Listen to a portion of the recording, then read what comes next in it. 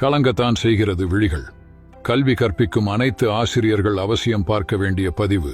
ஒரு வார இறுதி விடுமுறைக்கு பின் திங்கட்கிழமை காலை வகுப்பினுள் நுழைகிறார் ஆசிரியை சுமதி. அவருக்கு ஒரு வழக்கம் இருந்தது. அது வகுப்பறைக்குள் நுழைந்ததுமே மாணவர்களை பார்த்து லவ் யூ ஆல் என்று சொல்வதுதான். சொல்வது பொய் என்று அவருக்கே தெரியும்.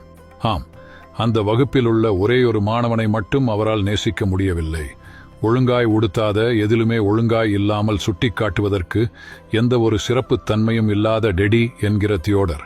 அவனிடம் மட்டும் ஆசிரியை சுமதி நடந்து கொள்ளும் விதம் வித்தியாசமானது. எந்த ஒரு தவறான விஷயத்திற்கும் அவனையே உதாரணம் காட்டினார். எந்த நல்ல விஷயத்திற்கும் அவனை நிராகரித்தார். அவ்வாண்டிற்கான காலாண்டு பரீட்சை வந்தது. முன்னேற்ற அறிக்கைகள் வகுப்பாசிரியர்களிடமிருந்து தலைமை ஆசிரியரின் கையெழுத்துக்கு அனுப்பப்பட்டன. ரிப்போர்ட்டுகளை பார்வையிட்டு கையொப்பமிட்டுக் கொண்டிருந்த தலைமை ஆசிரியர் ஆசிரியை சுமதிக்கு அழைப்பு விடுத்தார். அவர் வந்ததும் முன்னேற்ற அறிக்கை என்பது ஒரு பிள்ளையின் முன்னேற்றத்தை அறிவிக்க வேண்டும். தன் பிள்ளைக்கும் ஒரு எதிர்காலம் உண்டென்ற நம்பிக்கையை பெற்றோருக்கு தர வேண்டும். நீங்கள் எழுதியிருப்பதை பார்க்கும்போது பெற்றோர் அவன் மீது நம்பிக்கை இழந்து விடுவார்கள் என்று தியோடரின் முன்னேற்ற அறிக்கையை சுட்டிக்காட்டி கூறினார்.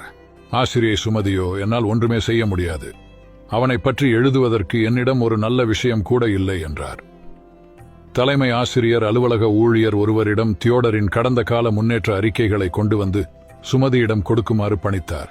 அறிக்கைகள் கொண்டு வரப்பட்டன. ஒவ்வொரு ஆண்டாய் விரித்து படிக்கிறார் சுமதி. 3ஆம் வகுப்பு அறிக்கையில் வகுப்பின் மிக திறமையான மாணவன் தியோடர் என இருந்ததைக் கண்டு தான் வாசித்ததை நம்ப முடியாமல் அதிர்ச்சி அடைந்தார் சுமதி. 4ஆம் வகுப்பு அறிக்கை சொன்னது, தியோடரின் தாய் புற்று நோய் முற்றிய நிலையில் உள்ளார். அதனால் தியோடர் மீது முன்னர் போல அவரால் கவனம் செலுத்த முடியவில்லை. அதன் விளைவு அவனிடம் தெரிய ஆரம்பித்திருக்கிறது. 5ஆம் ஆண்டின் அறிக்கை இவ்வாறு சொன்னது, தியோடரின் தாயார் இறந்துவிட்டார். அவன் மேல் அக்கறை காட்டும் உறவு தேவைப்படுகிறது.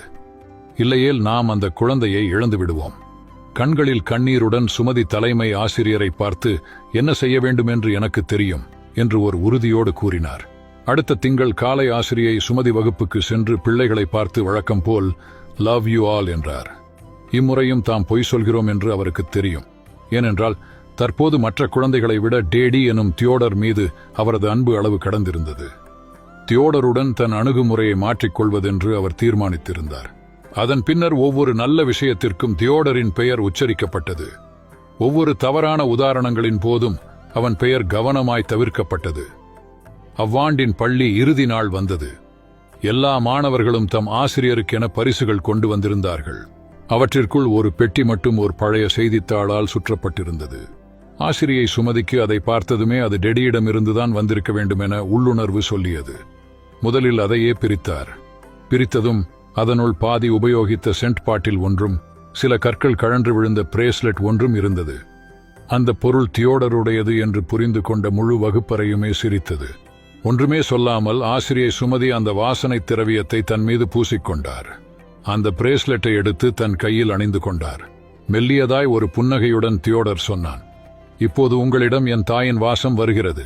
இறக்கும் முன் அவர் இறுதியாய் வைத்திருந்த சென்ட் இதுதான். இந்த பிரேஸ்லெட் தான் பெட்டிக்குள் வைக்கும் முன் அவர் உடலில் இருந்து அகற்றப்பட்டது. ஓராண்டு கழிந்தது. ஆசிரியை சுமதி மேசையில் ஓர் கடிதம் கிடந்தது. I have seen few more teachers, but you are the best teacher I have ever seen. With love, Teddy. ஒவ்வொரு ஆண்டு இறுதியிலும் ஒரு கடிதம் கிடைத்தது, அதே வரிகளுடன்.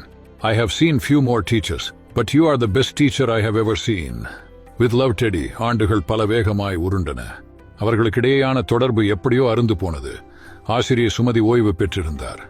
பல ஆண்டுகளின் பின்னர் அவருக்கு ஒரு கடிதம் வந்து சேர்ந்தது. கடிதம் doctor தியோடரிடமிருந்து. Mrs. Sumathi, I have seen many more people in my life. You are the best teacher I have ever seen. Now I am going to get married. I cannot dream of my marriage without your presence. I'm your doctor. Theodore. அத்துடன் போய் வர விமான டிக்கெட்டுகளும் இணைக்கப்பட்டிருந்தன. ஆசிரியை சுமதிக்கு இருப்பு கொள்ளவில்லை. அவரிடம் அந்த send பாட்டில் தற்போது இல்லை. பிரேஸ்லெட் பாதுகாப்பாய் இருந்தது. அதை அணிந்து கொண்டு திருமணத்திற்கு புறப்பட்டார். அங்கு சென்று பின் இருக்கை ஒன்றில் அமர முற்பட்ட போது அங்கிருந்த ஊழியர்கள் அவரை எப்படியோ அடையாளம் கண்டுகொண்டு முன் வரிசையில் இருந்த ஆசனம் ஒன்றை நோக்கி அழைத்து சென்றனர்.